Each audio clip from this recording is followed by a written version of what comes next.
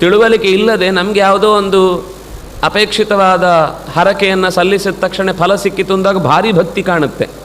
ಆದರೆ ಯಾವಾಗ ಮತ್ತೊಂದು ಸರ್ತಿ ಆ ಕರ್ತವ್ಯ ನಿರ್ವಹಿಸುವಾಗ ನಮಗೆ ಫಲ ಸರಿ ಬರಲಿಲ್ಲ ಅಂದರೆ ಆ ದೇವ್ರ ಬಗ್ಗೆ ಎದ್ವಾ ತದ್ದ ಬಯಲಿಕ್ಕೆ ಸರಿ, ಎಂಥ ದೇವ್ರು ರೀ ನನ್ನನ್ನೆಲ್ಲ ಕಷ್ಟದಲ್ಲಿ ಕೈ ಬಿಟ್ಟದ್ದು, ಅಂಥದ್ದನ್ನು ಹಿಡ್ಕೊಂಡು ನಾನೇನು ಮಾಡಲಿ ಅಂತ.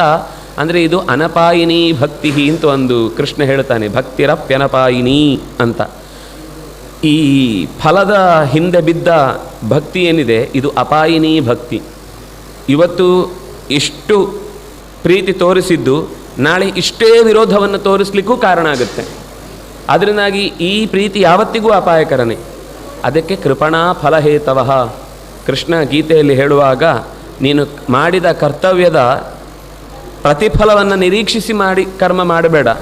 ಯಾಕೆಂದರೆ ಹಾಗೆ ಮಾಡುವಾಗ ಪ್ರತಿಫಲ ಎಲ್ಲೋ ನಮಗೆ ಭಗವಂತ ತಾಯಿಗೆ ಹೇಗೆ ಮಗುವಿಗೆ ಯಾವ ಕಾಲಕ್ಕೆ ಏನು ಕೊಡಬೇಕು ಅಂತ ಗೊತ್ತಿದ್ದು ಕೆಲವೊಮ್ಮೆ ಗಂಜಿ ಊಟ ಹಾಕಿದರೂ ಮಗುವಿಗೆ ಗೊತ್ತಾಗಲ್ಲ, ಅಮ್ಮನನ್ನು ಬೈಕೊಳ್ಳುತ್ತದು.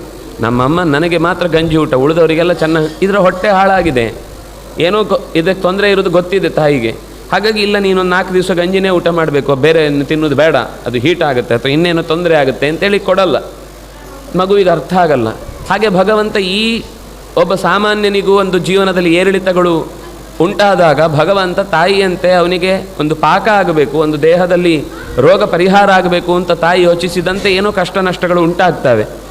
ಆಗ ಅರಿವಿಲ್ಲದೆ ಇದ್ದರೆ, ತಾಯಿಯ ಬಗ್ಗೆ ಸರಿಯಾಗಿ ಗೊತ್ತಿದ್ದರೆ ಮಗುವಿಗೆ ಕೋಪ ಬರಲ್ಲ.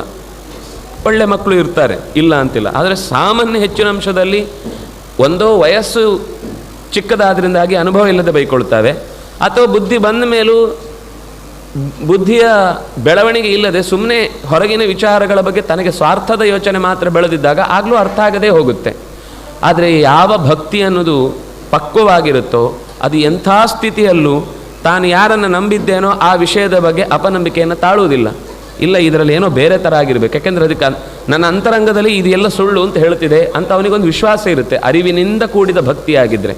ಹಾಗೆ ಮೈತ್ರಿ ಅನ್ನೋದು ಅನಿತ್ಯತ್ವಾಚ ಚಿತ್ತಾನ ಬುದ್ಧಿ ಅನ್ನೋದು ಯಾವಾಗ ಯಾರ್ಯಾರ ಮಾತಿಗೋ ಕಿವಿ ಕೊಟ್ಟು ಏನೇನೋ ರೀತಿಯಲ್ಲಿ ಬದಲಾಗುವ ಸಾಧ್ಯತೆಗಳಿವೆ. ಆದ್ದರಿಂದಾಗಿ ಏನಾದರೂ ಹೆಚ್ಚು ಕಮ್ಮಿ